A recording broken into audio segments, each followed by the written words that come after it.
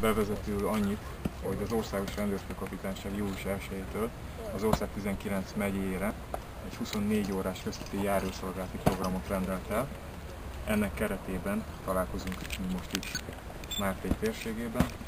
Ez azt jelenti, ez a program itt Hódmezővásári kistérségben, hogy valamennyi településen, a illetékes területünkön található valamennyi településen folyamatos és visszatérő rendőri jelenlétet fogunk biztosítani az elkövetkezendő időszakban.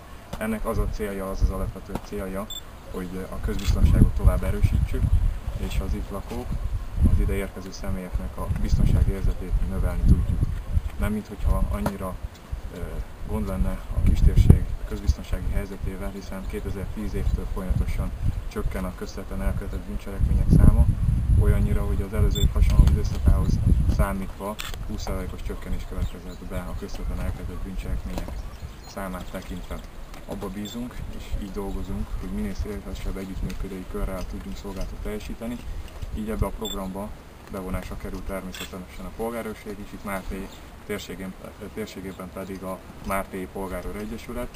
Tudván, hogy a Mártélyi Polgárőr Egyesület hosszú ideje rendelkezik lovasjárőri szolgálattal, a polgárőrség vezetésével történő egyeztetést követően a készleti rendőrségtől kértünk és kaptunk erőt.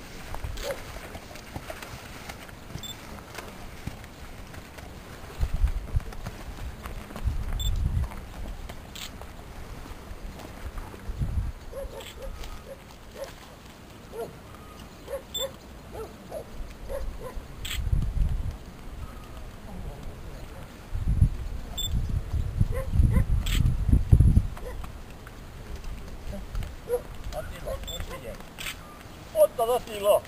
Hogyan be?